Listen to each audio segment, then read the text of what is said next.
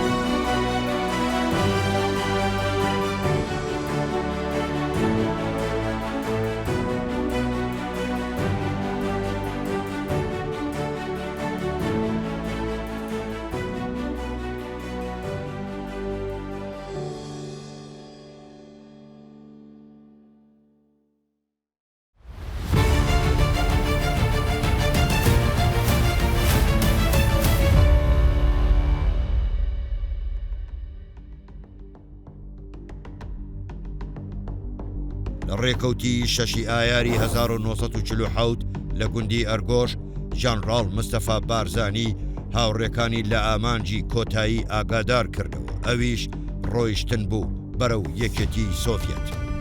ئامانج لە ماڵکشانە سەرکێشی و ئاڵنگاریەکی نوێ بوو، ڕێکردن بەرەو تروسکای یەک کە دەکرا دوا دەرفەتی زیندومانەوەی هیوای گەلێک بێت. لە ڕێکەوتی 22 ئایار ساڵی 1940 هەڤاڵانی ڕێڕە و گەیشتنە گوندی درێ لە ناوچەی هۆزی هەرکی بنەجێ. لە بەرامبەردا حکوومەت پێرشەکانی بۆ سەریان چڕتر کردەوە و بە 14 فڕۆکە بۆردومانی ناوچەکەی دەست پێکرد.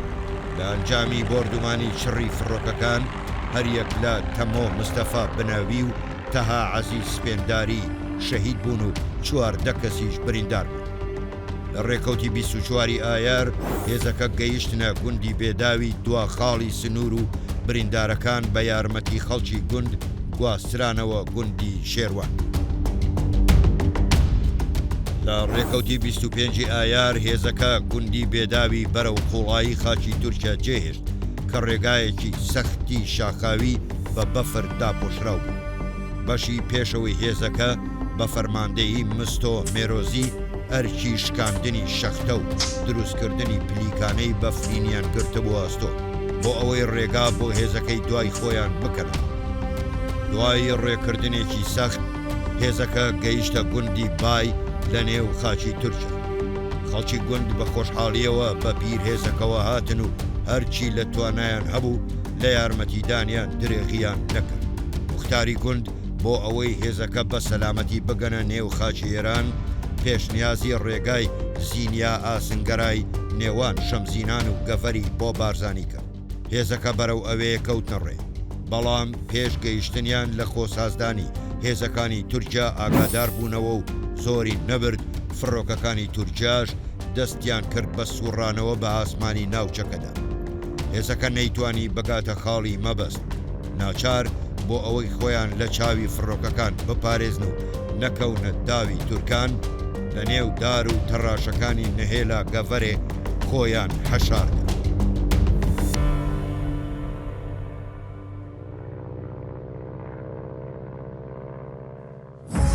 لەوێ بارزانی پلانێکی پەڕینەوەی دانا.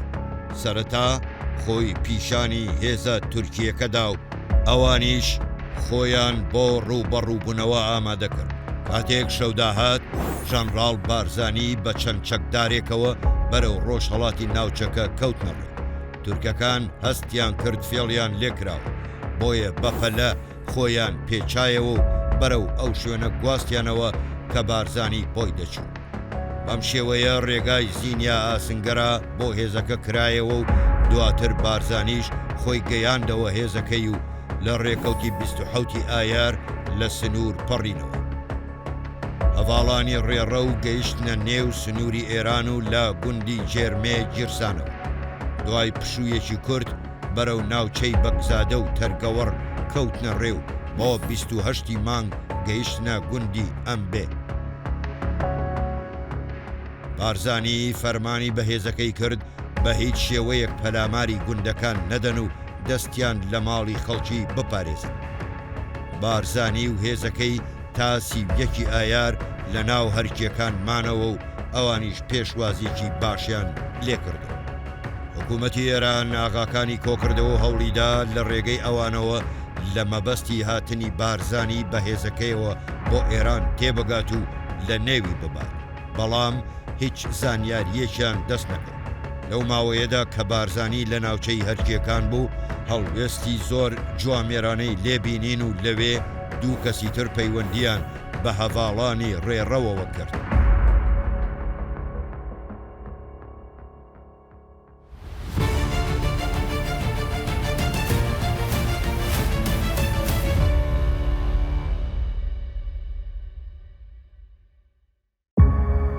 لە ڕێکەوتی سیوێکی ئایار هێزەکە ناوچەی هەرکیەکانیان جێهێشت و بەرەو ناوچەی شکاک کەوتنە ڕێ.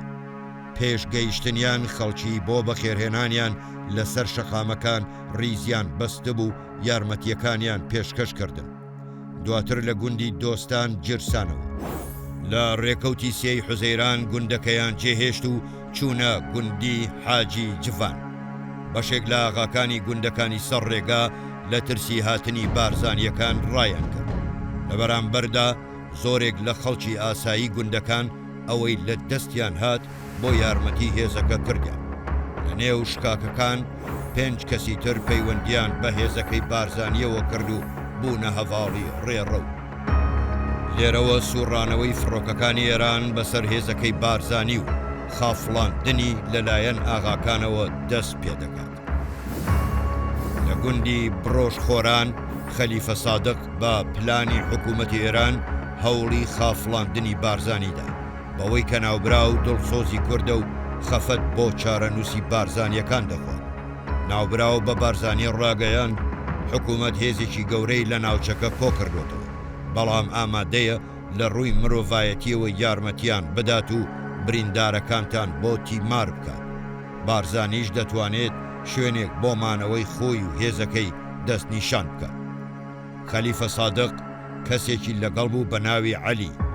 ئەو کەسە بە نهێنی خۆی لە بارزانی نزیک کردەوە. ئاگاداری کردەوە کە ئەمە پلانی حکوومەت و دەیەوێت لێرە بۆ ماوەیەک دوایان بخات، ئەگەر نا هێزەکەی حکوومەت بەڕێگاوەیە و هێشتا نەگەیشتۆتە ئێرە. بۆیە باشتر وایە خۆتان دوان نەخەن و هەرچی زووە ئێرە جێبهێڵن. ڕێکەوتی 5 حوزەیران بارزانی بەپەلە بڕیاریدا ناوچەکە جێبهێڵێت و دۆڵی قەتور تێپەڕێنێت. ژەنڕاڵ مستەفا بارزانی زانیاری باشی لەسەر ڕێگەکەی بەردەمی و ناوچەکە کۆ کردبوو، بەڵام دۆڵی قەتور هەڵکەوتەکەی وایە کە ناچاری تەنیا بە یەک ڕێگادا بڕێت.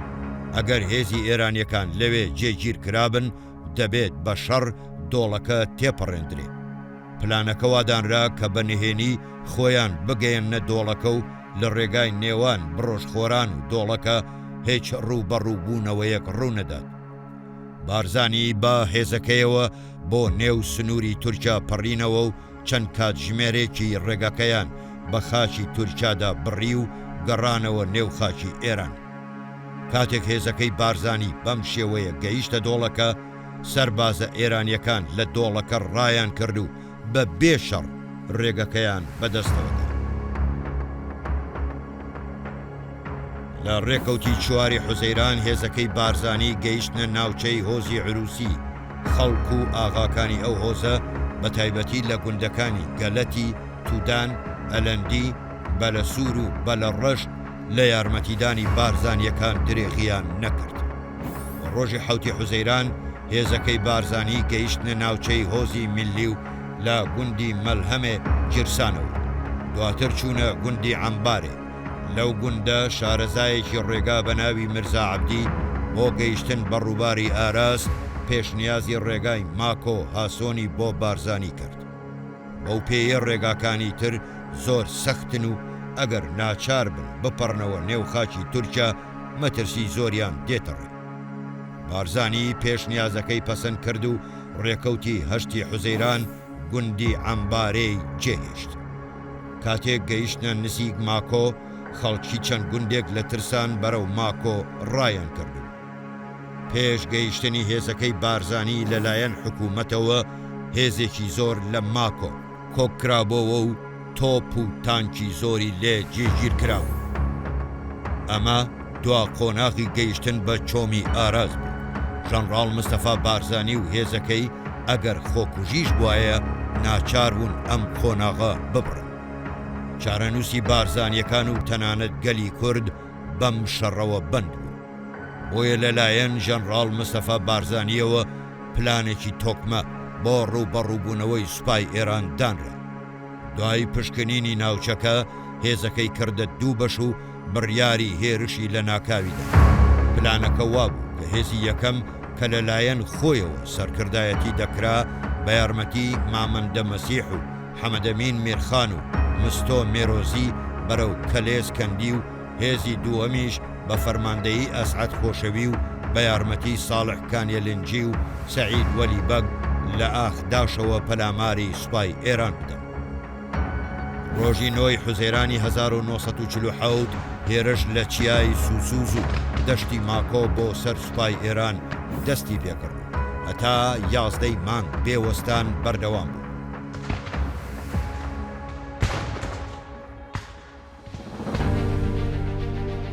بارزانیەکان لەم شەڕەدا یەکێک لە پرشنگدارترین لاپەڕەکانی مێژووی بەرگری گەلی کوردیان نووسیەوە و بەسەر هێزی وڵاتێکدا سەرکەوتن کە گرێویان لەسەر شەرەفی وڵاتەکەیان کردبوو بەوەی بارزانیەکان تێک بشکێنن و نەهێڵن بگەنە خاچی یەکێتی سۆڤیەت.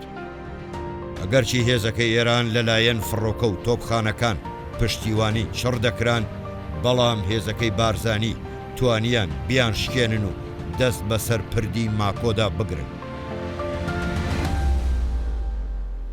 سوپای ئێران لەم شەڕەدا سەدان کوژرا و برینداریان لێبەجێما. 271 کەسیشان لێبەدیلگیرا کە دواتر ئازاد کران. گەلێک تانک و زرێپۆش تێکشکێنران و فڕۆکەیەکیش خرایە خوارد. لە هێزەکەی بارزانیش هەر یەک لە مەل لێڕی، حاجی گوزی، محەممەد مەلا محەممەد مێرگەسۆری و ساڵح لێڕی گیانیان بە نیشتیمان بەخشی. هێزەکەی بارزانی توانیان شەوی 11 حوزەیران لە ڕووباری زەنگی بپەڕنەوە و بۆ بەیانیەکەی بگەنە گوندی هاسۆن. گوندی هاسۆن دەکەوێتە باکووری ماکۆ و سەربەهۆزی جەلالی. لەوێ لەلایەن عەمەراغای سەرۆکی هۆزەکەوە پێشوازیەکی گەورە لە ژەنڕاڵ مستەفا بارزانی و هەڤاڵانی کرا. بەڵام بەڵێنەکەی بەجێ نەهێنا و نیازی بوو خیانەتێکی گەورە بکات بەوەی بارزانیەکان بۆ ماوەیەک لای خۆی بهێڵێتەوە تا ئەو کاتەی سوپای ئێرانیان دەهێنێتە سەر. دوایەوەی پلانەکەی لای بارزانی ئاشکرا بوو، فەرمانی بە خەڵکی هۆزەکەی کرد ئاواییەکان جێبهێڵن بۆ ئەوەی نان و خواردن بە بارزانیەکان نەدرێت.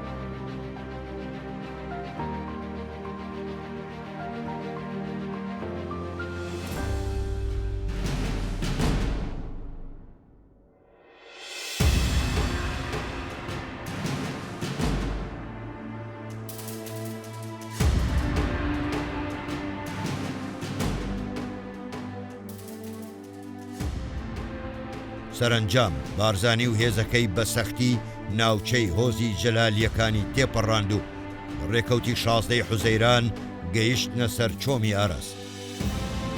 مێرحاج ئەحمەد خۆی گەیاندە خاڵی سۆڤیەتەکان و ئاگاداری کردو کە ژەنڕاڵ مستەفا بارزانی بە هێزەکەیەوە داوای پەڕینەوە لە ڕووباری ئاراس دەکات.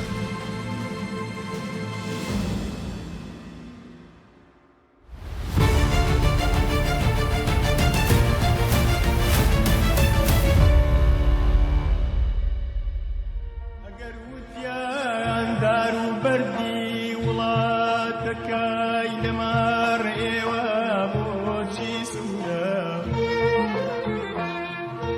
ئەگەر وتیان هەواری کاروانی ئێوە بۆچی دوورە ئەگەر وتیان دار و بەردی وڵاتەکەی لەمەڕ ئێوە بۆچی سوورە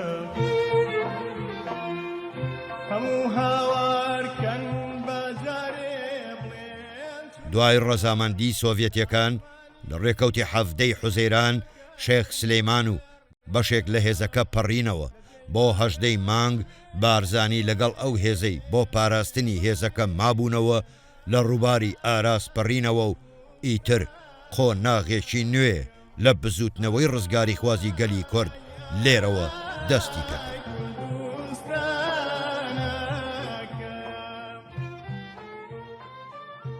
هەواڵی پەڕینەوەی بارزانیەکان هەر زوو بە هەموو سوچێکدا بڵاو بووەوە. پیرەمێردی شاعر هۆنراوە بەناو بانگەکەی عەشرەت هاوارەی بۆ ئەم قارەمانانە هۆنیەوە و ڕاگەیاندنەکانی جیهان بەسەر سوڕمانەوە. هەواڵی سەرکەوتنی هێزەکەی بارزانیان بەسەر سوپای ئێران و پەڕینەوەیان بۆ نێو خاکی یەکێتی سۆڤێت بڵاو دەکردەوە.